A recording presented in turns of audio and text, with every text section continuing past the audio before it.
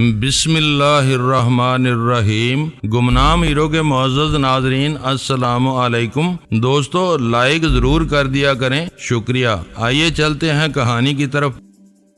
ہم میرٹھ سے نکل گئے اور دلی کی طرف جانے والی سڑک پر ہو گئے۔ فوجی گاڑی ابھی تک اسی فاصلے پر ہمارے پیچھے آ رہی تھی۔ کرنل نارتھ نے کار کی رفتار اور تیز کر دی۔ اس طرح ہم 12-14 میل دور نکل گئے۔ کرنل نارتھ نے ایک بار ہمیں کہا کہ پیچھے بھی دیکھتے رہو اور سر نیچے بھی رکھو، ہو سکتا ہے پیچھے سے فائر آ جائے۔ ہم شاید آدھا فاصلہ طے کر چکے تھے۔ کرنل نارتھ نے گاڑی دائیں طرف موڑ دی اور کچے پر لے گیا۔ وہ غالباً اس علاقے سے واقف تھا، ورنہ یہ خطرہ مول نہ لیتا۔ اس زمانے میں اس علاقے میں درخت زیادہ تھے، چاندنی چمک رہی تھی، گاڑی کی بتیاں بھی روشن تھیں۔ کرنل نارتھ بڑی خوبی سے کار درختوں سے بچاتا جا رہا تھا۔ میں نے پیچھے دیکھا، فوجی گاڑی ہمارے بالکل پیچھے نہیں تھی، بلکہ ذرا دائیں طرف ہو کر ہمارے تعاقب میں آ رہی تھی۔ وہ لوگ راستہ چھوٹا کرنے کی کوشش کر رہے تھے۔ کرنل نارتھ نے انگریزی میں کچھ کہا، میں صرف ریوالور کا لفظ سمجھ سکا۔ میرے ساتھ بیٹھے ہوئے ہندوستانی نے ریوالور نکالا اور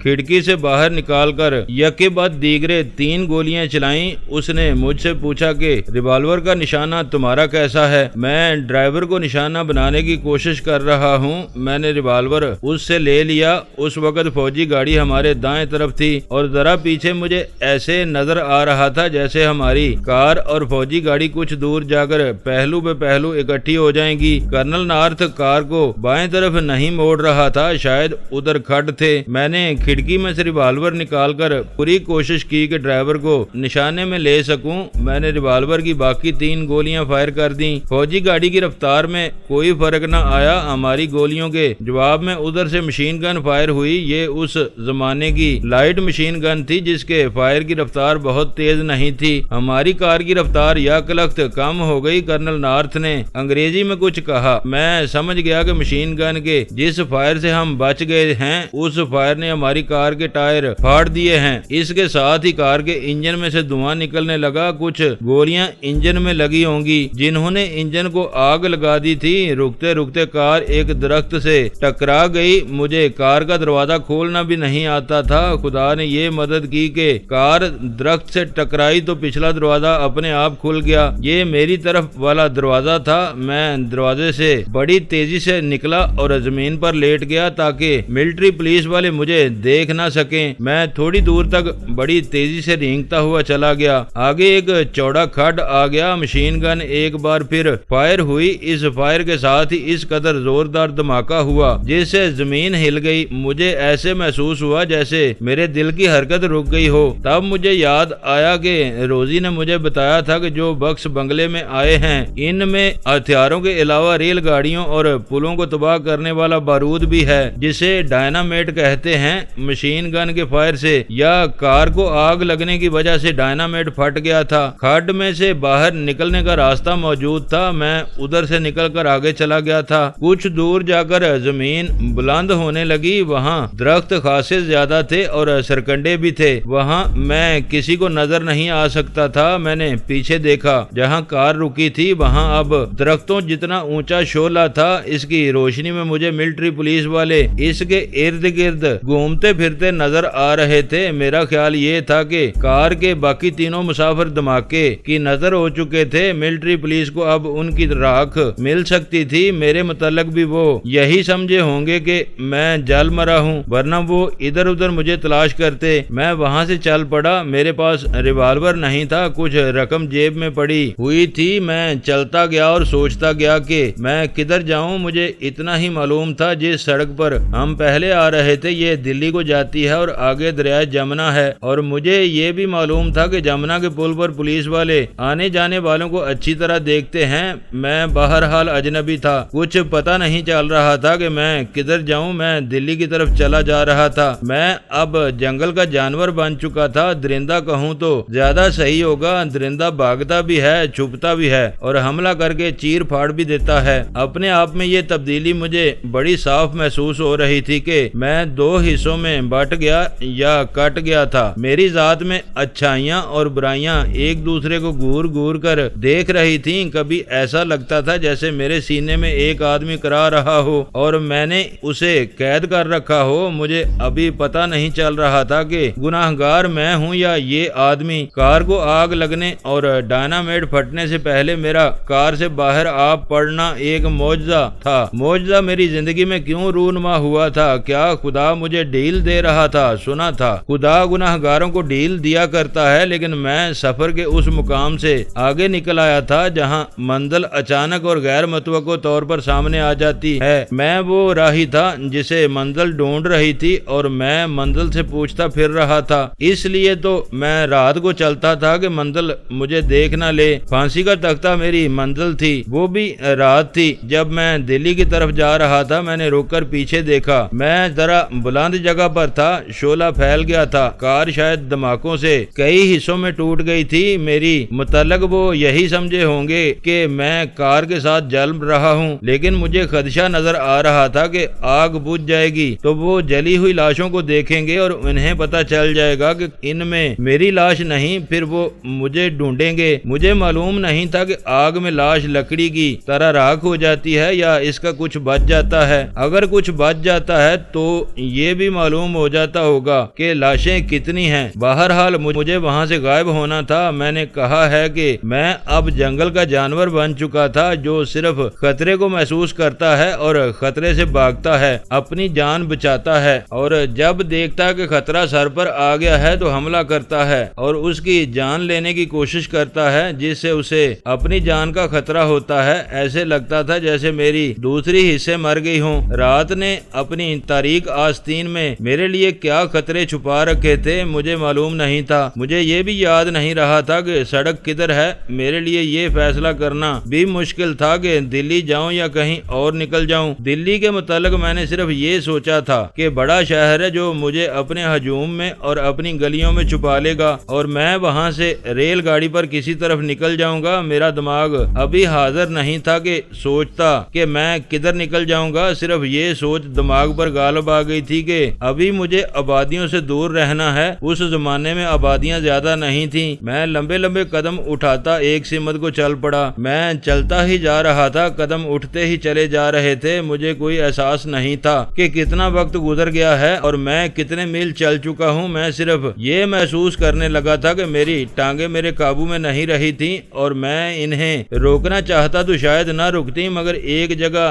جا کر ٹانگیں رکنے لگیں۔ میں نے ادھر ادھر دیکھا، یہ قبرستان تھا اور تھوڑی دور سے مجھے کسی کی آوازیں سنائی دے رہی تھیں۔ میں نے ادھر دیکھا، وہاں مکان تھا، شاید مقبرہ تھا اور وہاں کچھ روشنی تھی۔ معلوم نہیں کیوں مجھے خیال آیا کہ یہ کسی کا گھر نہیں ہو سکتا، قبرستان میں کون آ کر آباد ہوتا ہے۔ میں اس طرف چل پڑا۔ میں قبروں کو رونتا جا رہا تھا، دو تین پکی قبروں کے اوپر سے گزر گیا۔ ان لوگوں کا میرے دل میں ذرا سا بھی احترام نہیں تھا جو وہاں دفن تھے۔ میں بدرو کی طرح چلا جا رہا تھا جس کا جسم نہ جانے کب جنازہ پڑے بغیر دفن کر دیا گیا تھا۔ میں وہاں پہنچ گیا۔ وہ مقبرہ تھا، 4 دیواریں تھیں جن پر کلش والا گنبد بنا ہوا تھا۔ مدھم چاندنی میں مجھے دکھائی دیا کہ اس کے ساتھ ملی ہوئی ایک کچی دیوار تھی جس پر مٹی کا لیپ کیا ہوا تھا۔ یہ میرے سینے جتنی اونچی تھی۔ اس کے اندر 2 کمرے اور ان کے سامنے برآمدہ تھا۔ ان کے گرد کچی دیوار کا احاطہ تھا اور صحن میں باغیچہ سا بنا ہوا تھا۔ روشنی ایک کمرے میں تھی لیکن باتوں کی آوازیں کہیں اور سے آ رہی تھیں۔ میں دیوار کے اوپر سے اندر دیکھ سکتا تھا، وہاں کوئی نہیں تھا۔ چرس اور شراب کی بو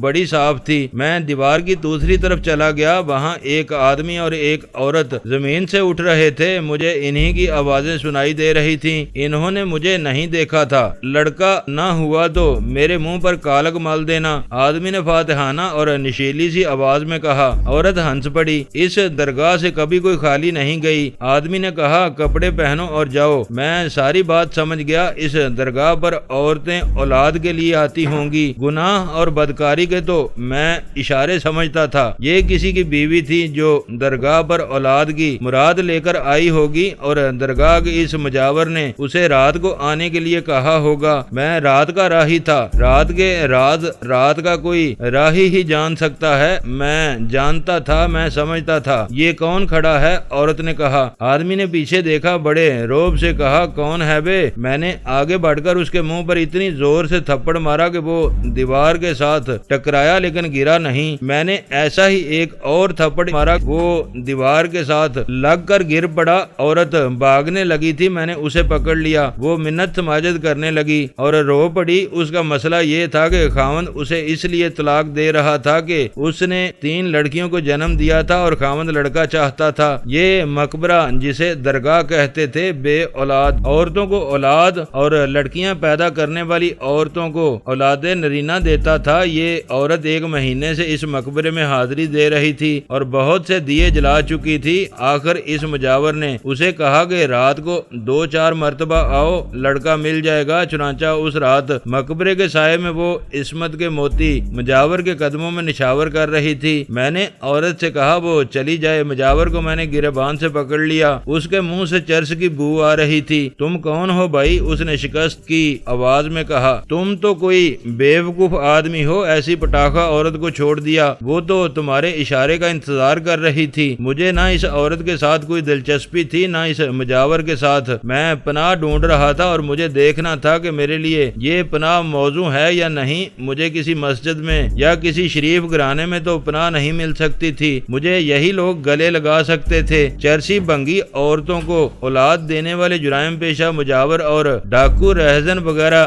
میرے لیے یہ عورت مجاور کوئی نئی اور عجیب لوگ نہیں تھے اور ان کی یہ حرکت بھی میرے لیے عجیب نہیں تھی۔ میں نے بے اولاد عورتوں کو اولاد دینے والے اور ہر مراد پوری کرنے والے کئی پیر، درویش، عامل اور شاہ دیکھے تھے۔ اس حرکت کو ہم گناہ نہیں کہا کرتے جسے دیکھ کر ہم اپنی آنکھ پر ہاتھ رکھ لیا کرتے ہیں۔ میں معاشرے کو سدھارنے کے لیے گھر سے نہیں نکلا تھا، میں تو معاشرے سے بھاگا بھاگا پھر رہا تھا۔ یہ میں تمہیں بعد میں بتاؤں گا کہ میں کون ہوں۔ میں نے مجاور سے کہا، میں پولیس کا آدمی نہیں، میں افسر بھی نہیں۔ تم میرا نام سنو گے تو تھر تھر کانپتے میرے پاؤں میں سر رکھ دو گے۔ مجھے فوراً بتاؤ یہاں کیا ہے، میں بہت دور سے آیا ہوں اور مجھے بہت دور جانا ہے۔ اس نے مجھے سر سے پاؤں تک دیکھا، جسامت میں وہ مجھ سے آدھا تھا۔ یہ درگاہ بڑی پہنچ والی ہے، اس نے کہا۔ یہاں جو آتا ہے جولی بھر کے لے جاتا ہے۔ یہاں 50 سال عمر کی ایک عورت آئی تھی، اس کی اولاد نہیں تھی، اب اس کا پہلا بچہ پیدا ہوا ہے۔ میں نے اس کے منہ پر ایک اور تھپڑ مارا جو پہلے تھپڑوں سے زیادہ زوردار تھا۔ میں تم میں سے ہوں۔ میں نے کہا، کہو تو کل اس مقبرے پر میرا قبضہ ہوگا۔ اس نے بتا دیا وہاں ایک درویش نے ڈیرا ڈال رکھا تھا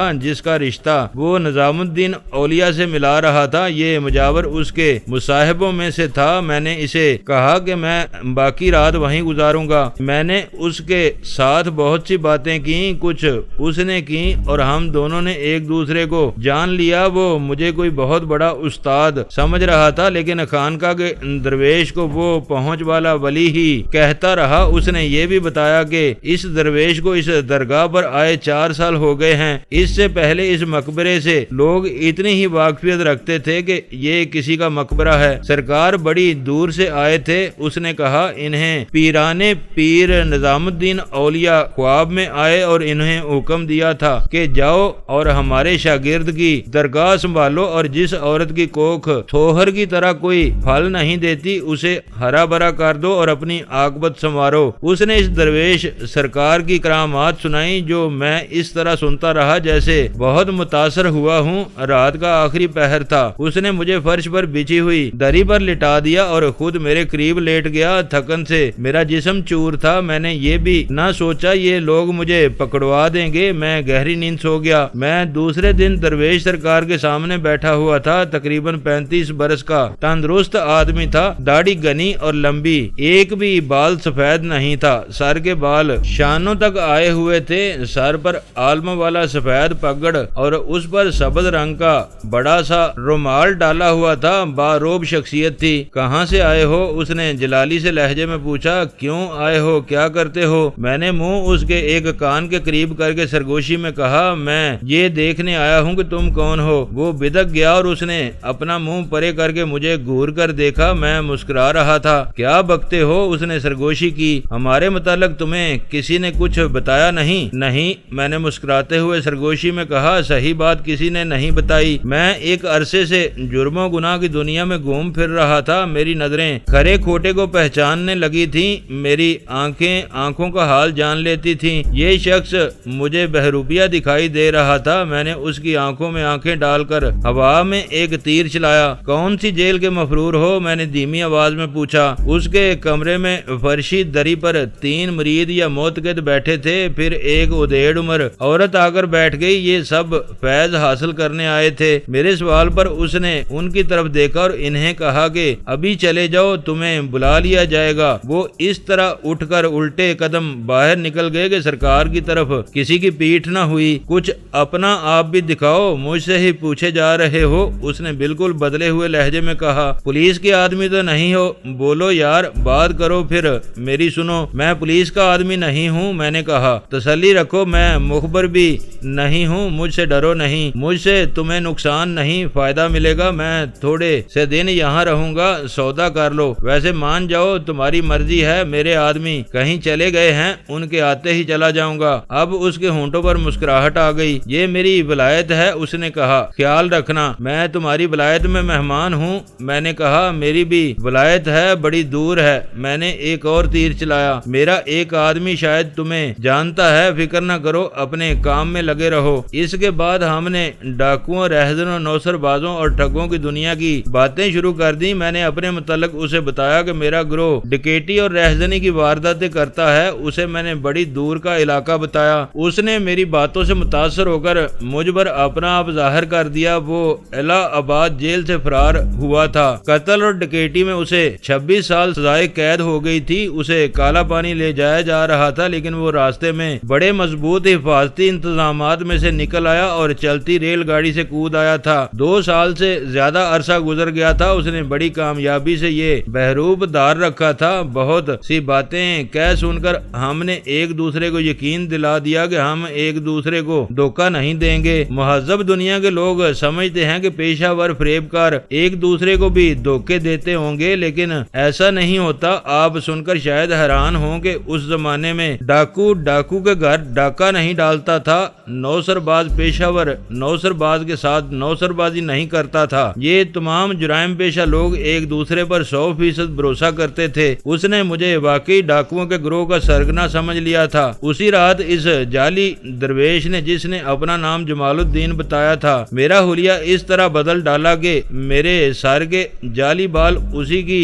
तरह शानों पर बिखर गए थे। मेरी मूंछें भी थीं और ठोड़ी पर दाढ़ी थी, जो आईने में देखी तो खुद मुझे असली लगी। गुदरी जैसा चुगा मेरे कंधे पर था और मेरे कपड़े भी तब्दील कर दिए गए थे। ये खद्दर का लंबा कुर्ता और पजामा था और इन दोनों पर कहीं कहीं पैबंद लगे हुए थे। तुम मेरे बहुत काम आ सकते हो, जमालुद्दीन ने मुझे कहा। मैं तुम्हें कभी कभी साधु और सन्यासी भी बनाया करूंगा। मैंने ये बहरूप कभी दारा नहीं, मैंने कहा। मेरी दूसरी मजबूरी ये है कि मैं पंजाब के देहात का रहने वाला हूँ, इसलिए मैं साधुओं, सन्यासियों और पंडितों की जुबान नहीं जानता। मैं तुम्हें बता चुका हूँ कि मैंने सारी वारदातें डकैती, ठगी और कत्ल की हैं। जमाल भाई, राज की एक और बात बता दो, मुझ में तुम्हें क्या खूबी नजर आई है? सच पूछते हो तो साफ बता देता हूँ, तुम अच्छे खासे अहमक हो। उसने कहा, तुम में खूबी सिर्फ ये है कि खूबसूरत जवान हो। तुम्हारे जिस्म में भैंसे जैसी ताकत है और कुदरत ने तुम्हें एक खूबी दी है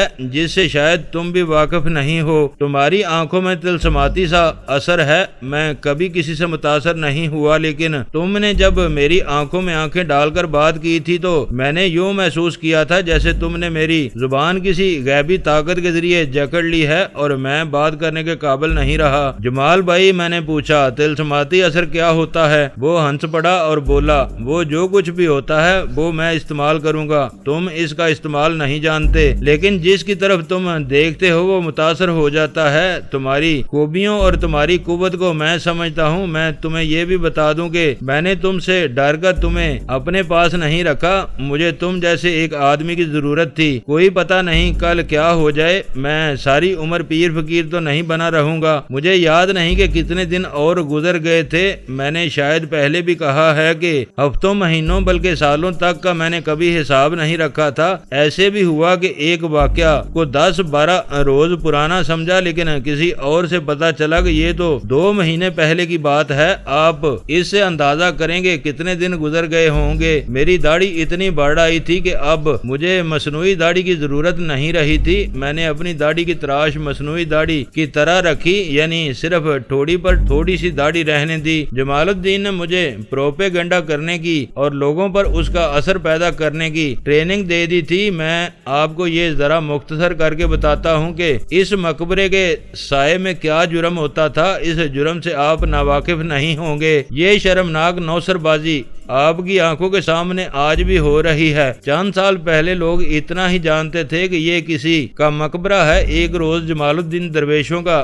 بہروب دار کر اس مقبرے میں آن بیٹھا اور اس نے نعتیں پڑھنی شروع کر دی۔ اس وقت اس کے ساتھ دو شاگرد تھے جو دراصل پیشہ ور نوسر باز تھے۔ انہوں نے لوگوں کو یہ بتانا شروع کر دیا کہ جمال الدین نظام الدین اولیاء کے خانوادے سے تعلق رکھتا ہے اور اس کے ہاتھ میں خدا نے بڑی کرامات دی ہیں۔ ابتدا میں جمال الدین کی کرامات کچھ اور بتائی جاتی تھیں، لیکن اس کے پاس بے اولاد عورتوں اولاد کی مراد لے کر آنے لگیں۔ صرف 3 مہینوں میں اس کی شہرت دور دور تک پھیل گئی۔ جمال الدین کو عورتوں کے ساتھ دلچسپی نہیں تھی۔ وہ تعویذ دیتا اور نذرانے وصول کرتا تھا، لیکن وہ بدکاری سے باز نہیں آ سکتا تھا۔ اس کی اداکاری اتنی کامیاب تھی کہ اسے یہ مکان لوگوں نے بنا دیا تھا۔ میں یہ سوچا کرتا تھا ایک ڈکیٹ صرف نذرانوں اور عورتوں پر کیوں مطمئن ہو کر بیٹھ گیا ہے۔ مجھے وہاں کسی اور چکر کا شک ہو رہا تھا۔ اگر وہ مفرور تھا تو بھی اسے ایک جگہ نہیں بیٹھے رہنا چاہیے تھا۔ میں نے اس سلسلے میں اس کے ساتھ بات کی تو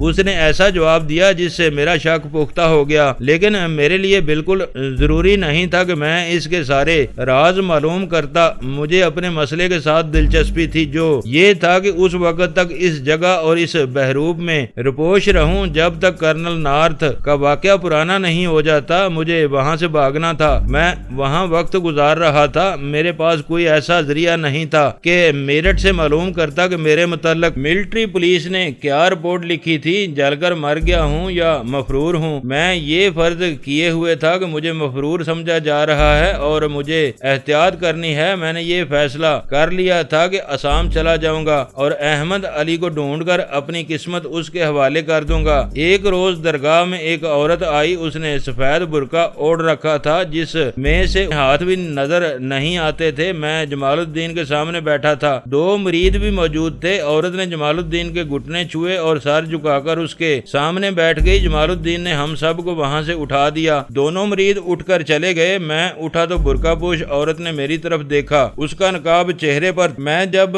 دروازے سے نکلنے لگا تو میں نے اس عورت کو دیکھا، وہ ابھی تک مجھے دیکھ رہی تھی۔ میں یہ سوچتا ہوا باہر آ گیا کہ ایک اور پردہ دار عورت جمال الدین کے دھوکے میں آ گئی ہے۔